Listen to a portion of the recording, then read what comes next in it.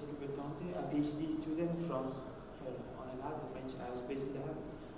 And today I will present you a part of my PhD work with pointing on the identification of a ductile material model within the finite strain framework. So I work within a team which objective is to develop numerical tools for predictive numerical simulation of ductile failure. We need it to reduce costs and to deal with large-scale structures. The objective of my PhD is to go through identification of plasticity and damage parameters. The presentation of today will be about plasticity. A standard identification technique may not be rich enough for our purpose. So I'm adopting a new technique, and to validate it, I will compare it on plasticity. So I'm using isotropic hardening with a Boche-like law with 5 parameters, coupled with an Oxford yield criterion.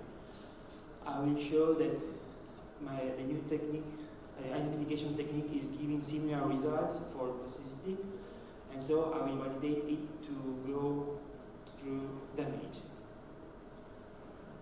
I'm concentrating my work on a nickel-based superalloy, which is isotropic, is ductile at failure, as we can see here, and it presents high deformation at failure, almost 50% at room temperature.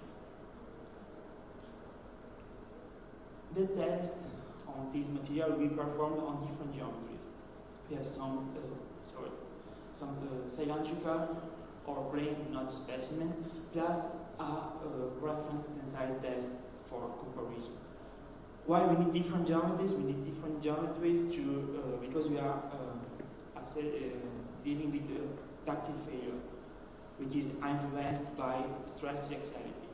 So this will enable us to vary this parameter and to assess the influence of the geometry on the identification strategy. Tests are followed by a mechanical extensometer for the reference test and a stereo digital image correlation system for the others. So it means that we have 2 cameras that are following the test, and they are giving a full field measurement of the displacement. To compare the results with classical curves, I implemented a virtual extensometer that can do this job. So, if we look at the experimental response of this material, we can see that there is no viscosity at room temperature observable, but the material manifests some scattering. This scattering cannot be really quantified on my case because I don't have enough experimental data, but I can assess like something like 70 megapascal of difference between 2 experimental tests. Moreover, from the analysis of different unloads carried out during the test, I can assess that there is no observable damage before necking, since the variation in elastic slope is less than 5%. So now I will show you what I did on plasticity with a classic identification technique. I will show you afterwards what I did with another identification technique, and then we compare the result to assess the second identification technique. So if we fit one of our curves, I can identify the 5 plasticity parameters of my hardening law. The result of these parameters used to simulate the other geometries I have give a result that is overestimating the experimental response, but is still acceptable because it's within the kind of scattering we estimated. Same result for one of the other plane specimen I have, but not for this one. I think there could be some kind of problem on the test, and I will verify it later. So now, if I use another technique, what's the result? The technique I'm using is finite element model updating. It's a technique that allows us to identify parameters from full field measurement. The concept is easy. We have a full field measurement or a kinematic response like displacement. We try to simulate it by finite element model. Then, based on the comparison between simulation and measurement, we update the finite element parameters until when this condition is verified at its best. We come out with the identified parameters. All this is implemented in our software platform and developing with my colleagues. To be sure that the finite element simulation is representing the mechanical test, we need to apply the actual boundary condition. So it means that I'm applying on my finite element simulation the actual displacement I'm measuring on by full field measurement. This is done by an alignment, by homography, plus a transfer of the measurement by spatial interpolation, and finally by a filtering of some outliers by polynomial approximation. So we're talking about cost function, that is a function that is representing the difference between measurement and simulation. And mine is the sum of all over the time steps of a displacement contribution plus a force contribution weighted by an alpha coefficient. The two contribution looks like the difference between the measurement and the computed displacement, normalized to be mixed with the force contribution, and calculated over a specified area. So, choosing this cost function needs also the choice of the alpha weighting coefficient, the different dimension for the minimization, and also the identification of area.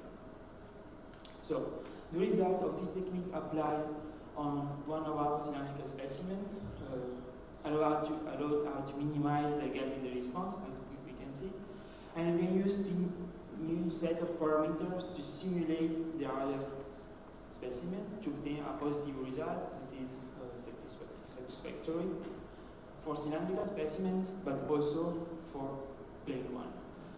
Here we still have the same problem as before, so I'm suspecting a problem on the experimental tests.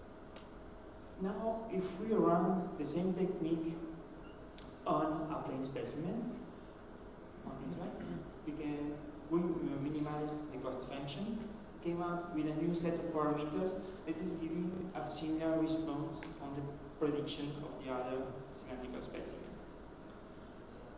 Not for this plane one. So I think there is, as I said, a problem with the experiment and not with the identification technique. So finally, if we simulate now the reference test with this new identified set of the identified parameters, we find a satisfactory response. So to conclude,